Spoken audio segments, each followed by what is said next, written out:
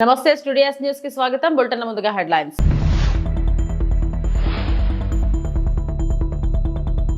అమరావతిలో ఇంటి నిర్మాణానికి సీఎం చంద్రబాబు భూమి పూజ.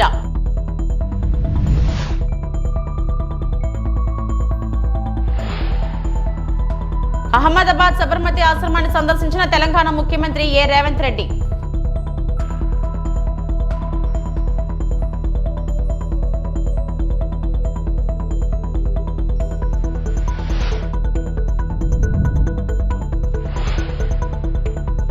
ఇంట్లో నా వస్తువులు ఉన్నాయి, ఎందుకు అనుమతించట్లేదు? సినీ నటుడు మంచు మనోజ్. న్యూఢిల్లీలోని విజ్ఞాన్ భవన్ లో నవకార్ మహామంత్ర దివస్ ను ప్రారంభించిన ప్రధాని మోడీ భారతదేశంపై పెరుగుతున్న ప్రపంచ విశ్వాసం జైన మతం యొక్క పరస్పర ఆధారిత స్ఫూర్తిని ప్రతిబింబిస్తుందని, మిషన్ లైవ్ ద్వారా స్థిరమైన జీవన శైలిని అవలంబించాలని మరియు నవకార్ మహామంత్రం యువతను జ్ఞానం వైపు నడిపిస్తుందని, సాంకేతికను ఆధ్యాత్మిక ఉద్దేశంతో సమతుల్యం చేస్తుందని నొక్కి చెప్పారు. अपने आप में अब प्रेरणा बन रहे हैं। वैश्विक संस्थाएं भारत की ओर देख रही है। क्यों?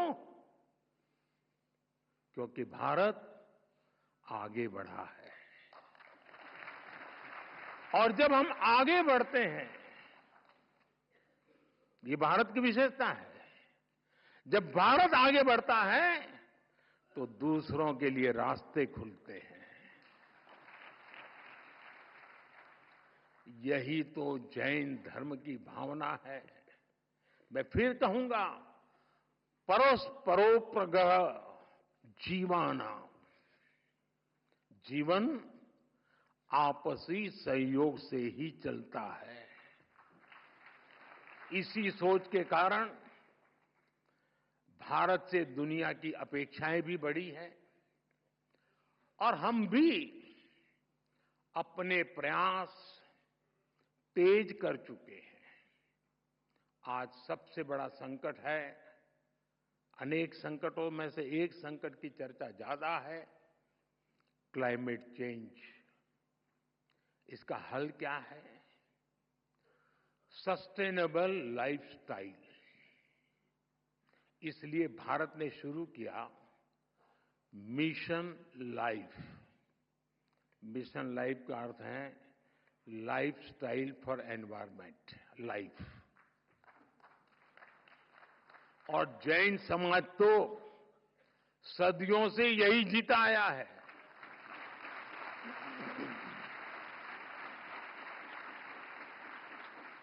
सादगी, संयम और सस्टेनेबिलिटी आपके जीवन के मूल में है। जैन धर्म में कहा गया है अपरिग्रह। अब समय है इन्हें जन जन तक पहुंचाने का। ఏపీ సీఎం చంద్రబాబు రాజధాని అమరావతిలో తన ఇంటి నిర్మాణ పనులకు బుధవారం శంకుస్థాపన చేశారు. కుటుంబ సమేతంగా ఈ కార్యక్రమంలో పాల్గొన్నారు. వెలగపూడి సచివాలయం వెనుక ఈ రహదారి పక్కనే ఇంటి నిర్మాణం చేపట్టారు. గత ఏడాది డిసెంబర్లో వెలగపూడి రెవెన్యూ పరిధిలో 5 ఎకరాల విస్తీర్ణంలో నివాస ప్లాట్లను ఇదే గ్రామానికి చెందిన రైతు కుటుంబం నుంచి కొనుగోలు చేసిన విషయం తెలిసిందే. ఇటీవల ప్లాట్ రిజిస్ట్రేషన్ ప్రక్రియ పూర్తయింది. ఇంటిని 1455 చదరపు గజాల విస్తీర్ణంలో G+1 లో నిర్మించనున్నారు. పనులు పూర్తి చేసి ఏడాదిలోపు గృహప్రవేశం చేయాలని భావిస్తున్నారు. కార్యక్రమంలో చంద్రబాబు సతీమణి నారా భువనేశ్వరి, మంత్రి నారా లోకేష్, బ్రాహ్మణి, దేవాంశ్ పాల్గొన్నారు.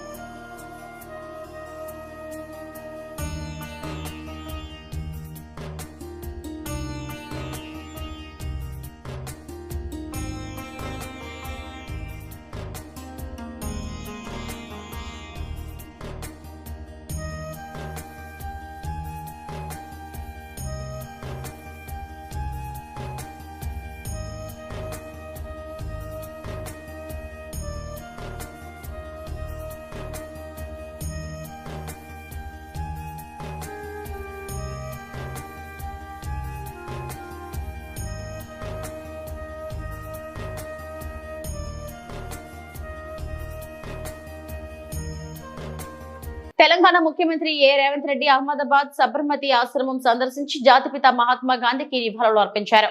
సబర్మతి ఆశ్రమంలో సాగిన మహాత్మా గాంధీ జీవన విధానం, ఆశ్రమ విశిష్టతలను ముఖ్యమంత్రి అడిగి తెలుసుకున్నారు. ఆశ్రమంలో గాంధీ వాడిన చరఖాను తిప్పి దాన్ని పరిశీలించారు. అనంతరం ఆశ్రమంలో నిర్వహించిన ప్రార్థనలో పాల్గొన్నారు.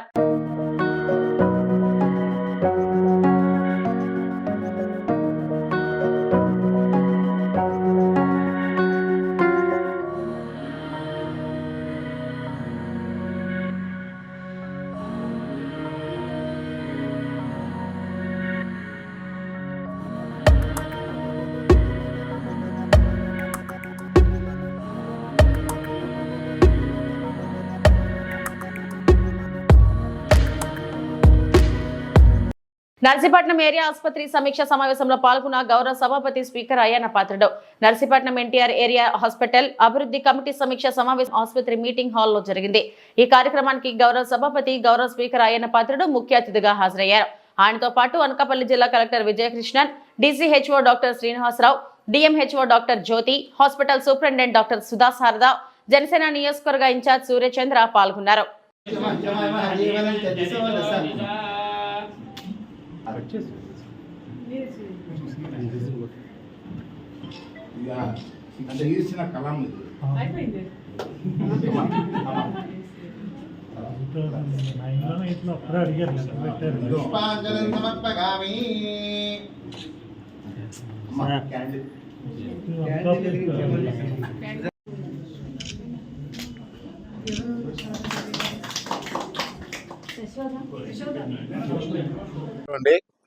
మరి ఈరోజు కలెక్టర్ గారు కూడా వచ్చారు. వారికి మెడికల్ సైడ్ వచ్చినటువంటి ఆఫీసర్లందరికీ నా నమస్కారం తెలుస్తూ ప్రెస్ వారికి నమస్కారం.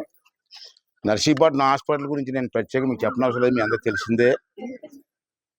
నేను ఎమ్మెల్యే అవ్వకముందు ఫస్ట్ టైం 83 ముందు మేడం ఇక్కడ చిన్న పెంకుటిల్లు అంటారు కదా, దాన్ని ఏమంటారు ఇంగ్లీష్లో,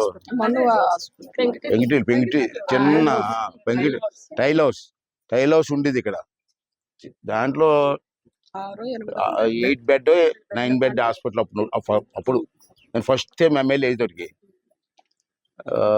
చూసి దీన్ని డెవలప్ సైట్ ఉంది, బాగానే ఉంది, హాస్పిటల్ అనుకున్నా. మరి ఎన్టీ రామారావు గారు ముఖ్యమంత్రి అయ్యారు ఫస్ట్ 83లో, అందరికి తెలిసిన విషయమే. అప్పుడు యంగెస్ట్ ఎమ్మెల్యే నేను ఆంధ్రాలో. అతను ఎందుకు యంగెస్ట్ ఎమ్మెల్యే ఎవరంటే పలానా అయ్యన్న పత్రిక అంటే పిలమన్నారు.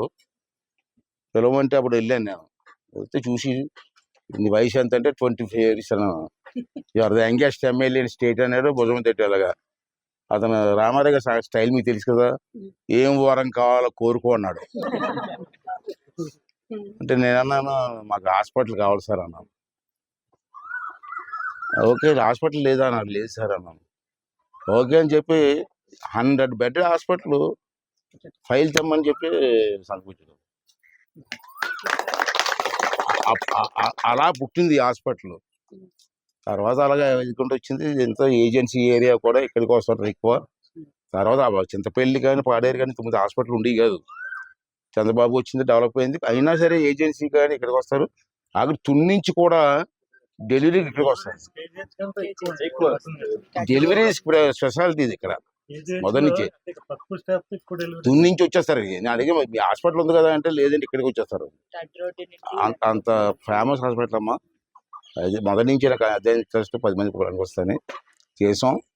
హాస్పిటల్ కూడా దీన్ని ఇప్పుడు 150 హాస్పిటల్ యాక్చువల్గా జీవో ప్రకారంగా అయితే 150, కానీ అనాథరైజ్డ్గా 220 ఉంది ఇక్కడ ఎక్స్ట్రా. సరే అలా మెయింటైన్ చేస్తున్నాం అనుకోండి. యాజ్ ఫర్ జిఓ అయితే 150. నేను మొన్న హెల్త్ మినిస్టర్ గారికి కూడా డిఓ లెటర్ పంపించాను. ఆల్రెడీ బెడ్స్ ఉన్నాయి, అన్నీ ఉన్నాయి, మేము రన్ చేస్తాను, మీరు జిఓ ఇవ్వండి సార్ అంటే 200 బెడ్కి అప్గ్రేడ్ చేయడానికి ఒప్పుకుంది, గవర్నమెంట్ ఒప్పుకుంది. ఇది గోయింగ్ అని అనుకున్నాను. ఫైల్ కూడా రన్ అవుతుంది, ఆటోమేటిక్గా అయిపోద్ది. అది అంతవరకు ఓకే. నేను ఇంకా స్ట్రీమ్ లైన్ చేయాలమ్మా, చాలు ఇంత అంతకంటే అవసరం లేదు. అనకాపల్లి ఉంది, ఇప్పుడు ఇక్కడికి వచ్చింది, తుని ఉంది, అన్ని హాస్పిటల్ కూడా బాగా డెవలప్ అయ్యాయి కాబట్టి ఇది లోడ్ తగ్గుతుంది నా దృష్టిలో. అయితే దీన్ని ఇలాగే రేవంత్ రెడ్డి అసమర్థత పరిపాలన వైఫల్యం కారణంగా పూర్తిగా ఆంధ్రప్రదేశ్ చేతుల్లోకి నాగార్జున సాగర్ డ్యాం. సిఆర్పీఎఫ్ ఉన్నతాధికారుల ఆదేశాల మేరకు తెలంగాణ వైపు ఉన్న బెటాలియన్ ను వెనక్కి పంపించగా ఇదే అదునుగా ఆంధ్రప్రదేశ్ వైపు ఉన్న సిఆర్పీఎఫ్ బలగాలు డ్యాం నియంత్రణను తమ చేతుల్లోకి తీసుకున్నాయి. నాగార్జున సాగర్ డ్యాం తెలంగాణ వైపు ఉన్న ప్రధాన ద్వారం నుంచే ఆంధ్ర సిఆర్పీఎఫ్ బలగాలు విధుల్లోకి ప్రవేశించి డ్యాం ను తమ ఆధీనంలోకి తీసుకున్నారు. నాగార్జున సాగర్ ప్రధాన డ్యాం తెలంగాణ వైపు ఉన్న ప్రధాన ద్వారంను కూడా రక్షించలేని స్థితికి కాంగ్రెస్ ప్రభుత్వం దిగజారింది. నాగార్జున సాగర్ ను ఆంధ్ర ప్రభుత్వం మెల్లగా తమ ఆధీనంలోకి తీసుకుంటుంటే రేవంత్ సర్కార్ మాత్రం చోద్యం చూస్తూ మొద్దు నిద్రపోతుంది.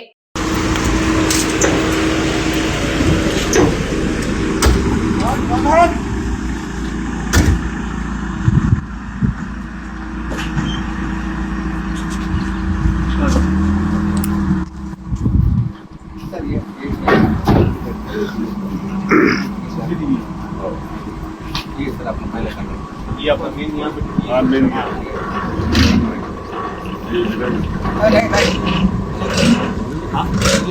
विवेक पेपर वाला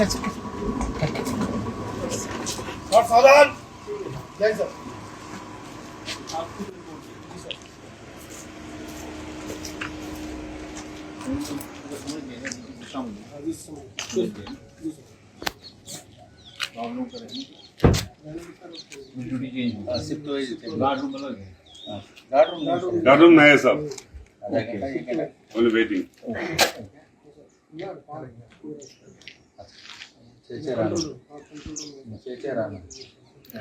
मेन गेट है ये वाला स्टेज आप बता रहे हो 3 किलोमीटर सर इधर लास्ट यहाँ से जो वहाँ 2.99 वहाँ पर लगता है 2.99 नहीं ये 3 इधर से लेकर गेट तक 3 किलोमीटर आउटर में 2.9 अंते 2.9. నంద్యాల ఇటీవల న్యాయశాఖ మంత్రి ఫారూక్ సతీమణి అకాల మరణం. ఈ రోజు నంద్యాల వెళ్లి ఆయనను కలిసి పరామర్శించడం జరిగింది. అనంతరం ఏర్పాటు చేసిన మంత్రి డాక్టర్ నిమ్మల రామానాయుడు మీడియా సమావేశంలో మాట్లాడడం జరిగింది.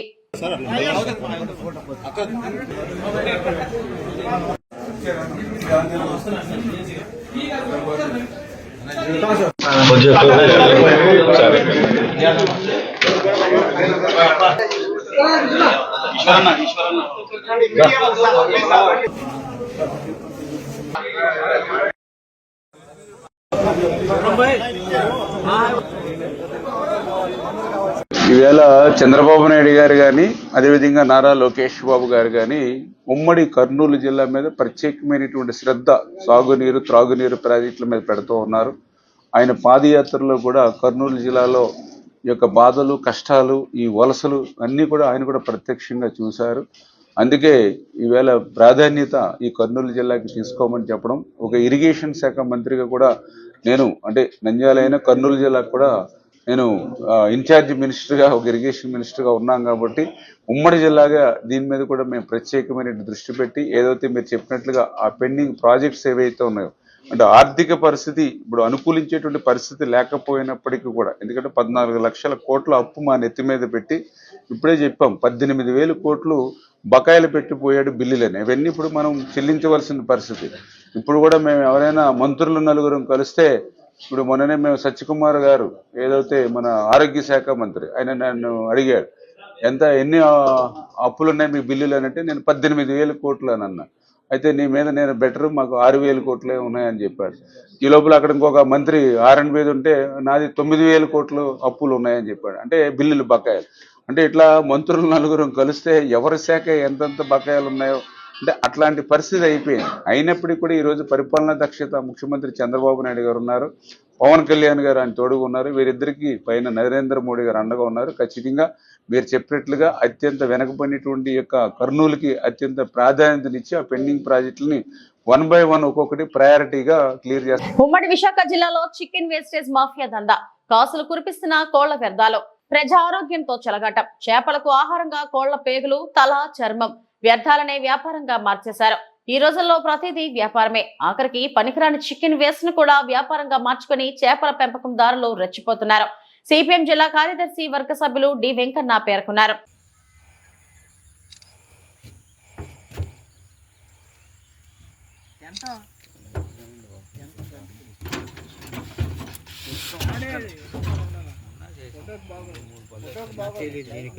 పవన్ కళ్యాణ్ నియోజకవర్గంలో కార్మికుల ఆకలి కేకలు. తక్షణమే వేతనాలు చెల్లించాలని ఏఐటీసీ నాయకులు డిమాండ్.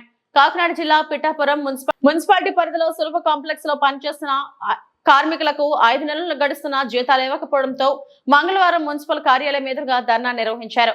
కార్యక్రమంలో ఏఐటీసీ నాయకులు సాకార్ రామకృష్ణ మీడియాతో మాట్లాడుతూ 5 నెలల పాటు జీతాలు ఇవ్వడంతో కార్మికులు ఆకలి కేకలతో మున్సిపల్ కార్యాలయం ఎదురుగా బైఠాయించడం జరిగిందని, ఇచ్చేది 4,000 రూపాయల జీతం 5 నెలలు తరబడి ఇవ్వకపోవడంతో కార్మికులు ఆవేదన చెందుతున్నారని ఆయన అన్నారు. తక్షణమే జీతాలు చెల్లించకపోతే ఉద్యమం చేపడతామని ఆయన హెచ్చరించారు. కార్యక్రమంలో ముత్తాల లక్ష్మి, దనల నోకమ్మ, రాయవరపు దుర్గా, రాయవరపు శారద, బొత్స మహాలక్ష్మి తదితరులు పాల్గొన్నారు. కార్మికుల జీతాలు, సులభ కాంప్లెక్స్ కార్మికుల జీతాలు, సులభ కాంప్లెక్స్ జీతాలు. ఈరోజు పిఠాపురం మున్సిపాలిటీలో సులభ కాంప్లెక్స్లో పనిచేస్తున్న కార్మికులకి ఇంచుమించుగా 5 నెలల నుంచి జీతం లేక చాలా అవస్థలు ఉన్నారు. అధికారులకి ఎన్నిసార్లు తిరిగినా కూడా బిజీ అంటున్నారు తప్ప ఈ వర్కర్లను పట్టించుకునే పరిస్థితి ఏర్పడతలేదు. ఇచ్చేది 4,000 రూపాయల జీతం, ఇందులో కూడా నెలల తరబడి బిల్లు చేయకుండా ఇక్కడ వర్కర్లని ఇబ్బంది పెడతా ఉన్నారు. ఎప్పుడంటే వెళ్ళనియండి, ఖాళీ లేదని చెప్తా ఉన్నారు. వీళ్ళు నెల జీతం తీసుకుని కుటుంబాలను పోషించుకుంటా ఉన్నారు. మరి వీళ్ళు కూడా మనుషులే, వీళ్ళు ఆ జీతం వచ్చాయి కానీ వీళ్ళు కూడా బతకలేని పరిస్థితి కదా. అది అర్థం చేసుకోకుండా అధికారులు నిమ్మక నీరెత్తినట్టు వ్యవహరిస్తూ ఉన్నారు. ఇచ్చేది 4,000 రూపాయలు, గతంలో కూడా పెంచుతామని కౌన్సిల్లో దీన్ని పెట్టడం జరిగింది. ఈ అధికారులు ఇదిగో చేస్తున్నాం అదిగో పెంచుతున్నామని ఇంతవరకు పెంచకపోవడం అనేది చాలా దౌర్భాగ్యం. ఇక్కడ అధికారులు వర్కర్ అంటేనే చిన్న చూపుగానే ఉంది. పై స్థాయి వాళ్ళు బతికే విధంగానే ఉంటున్నారు తప్ప ఇక్కడ వర్కర్ని పట్టించుకునే అధికారి అన్నవాడు కనపడట్లేదు. అందుకని మేము ఏఐటీసీగా కార్మికుల పక్షాన్నే పోరాడతాం కనుక ఇది ఉన్నత అధికారులు గమనించి ఈ పిఠాపురం అధికారుల యొక్క నిర్లక్ష్యాన్ని, వీళ్ళ యొక్క బద్ధకాన్ని ఒకసారి పరిశీలించి ఇక్కడ నెల జీతాలు అందేలాగిన సులభ కాంప్లెక్స్ కార్మికులకి జీతాలు పెరిగేలాగిన మీరు ఒకసారి ఇక్కడ పర్యటించి వీళ్ళ యొక్క జీతాలు వీళ్ళ యొక్క భవిష్యత్తుని చూడాలని మేము సిపిఐ తరఫున ఏఐటీసీ తరఫున డిమాండ్ చేస్తా ఉన్నాం. డాక్టర్ బిఆర్ అంబేద్కర్ కోనసీమ జిల్లా రామచంద్రపురం మార్కెట్లోని తాపీ మేస్త్రల సంఘం ఆధ్వర్యంలో జరుగుతున్న శ్రీ వెంకటేశ్వర స్వామి కళ్యాణ మహోత్సవంలో చిన్న అపశృతి చోటు చేసుకుంది. శ్రీ స్వామివారి కళ్యాణ మహోత్సవంలో భాగంగా కాల్చిన బాణసంచ ధాటికి సమీపంలోని ఒక ప్రైవేట్ కళాశాలలతో సహా పలు వ్యాపార వాణిజ్య సంస్థలు స్వల్పంగా పేలుడు దాటికి దెబ్బతిన్నాయి. ఈ ఘటనలో 15 మంది స్థానికులకు స్వల్ప గాయాలయ్యాయి. లక్షల్లో ఆస్తి నష్టం సంభవించి ఉండవచ్చని అంచనా వేశారు. దెబ్బతిన్న గృహ వ్యాపార సంస్థలు, కళాశాల యాజమాన్యం ఈ ఘటనపై పోలీసులకు ఫిర్యాదు చేశారు.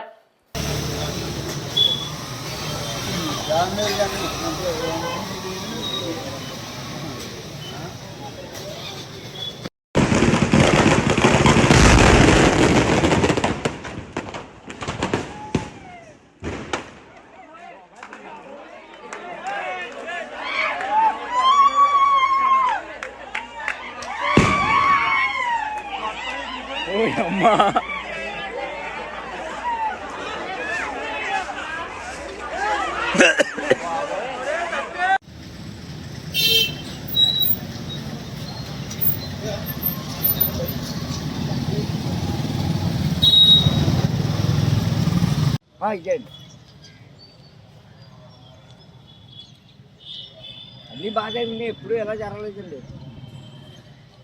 ఎరా మనకి ఎప్పుడైనా ఎలా జరిగిందా?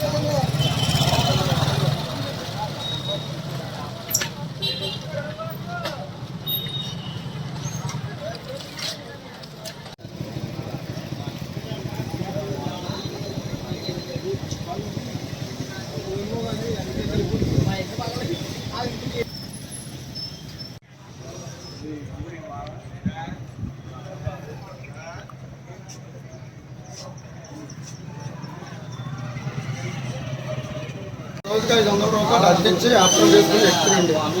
డోర్లు కూడా లెగుతలేదు. నలుగురు కూలి పని డైలీ 600 ఇస్తాను. నాకు యావరేజ్ డైలీ 3000 లాస్ అనకూడదు, అంటే సంపాదిస్తున్నావు కాబట్టి లాస్ అనొచ్చు. అయితే ఇలా మైనస్ అయ్యాను కదండి.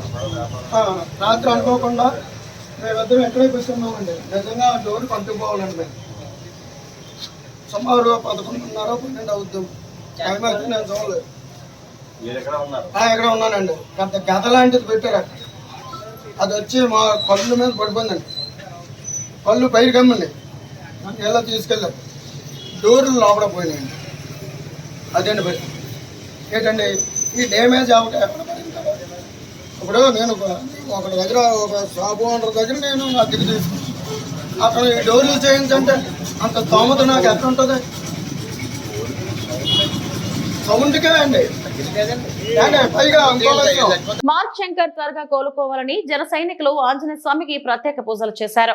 తిరుపతి జిల్లా పిచ్చటూరు మండలం కిలకపూడి ఆంజనేయ స్వామి గుడిలో ఆంధ్రప్రదేశ్ ఉప ముఖ్యమంత్రి పవన్ కళ్యాణ్ చిన్న కుమారుడు మార్క్ శంకర్ త్వరగా కోలుకోవాలని, ఆరోగ్యంగా ఉండాలని పసుపులెట్టి హరిప్రసాద్ మరియు లావణ్య కుమార్ ఆదేశానుసారం పిచ్చటూరు జనసేన మండల నాయకులు ప్రత్యేక పూజలు నిర్వహించారు. ఈ కార్యక్రమంలో సుగంధర్, రాజశేఖర్ పాండ్యన్, కిషోర్, వినీల్ కుమార్, సాయి కుమార్, శ్యామ్ నాగేంద్రం, ఫ్రాంక్లిన్ తదితరులు పాల్గొన్నారు.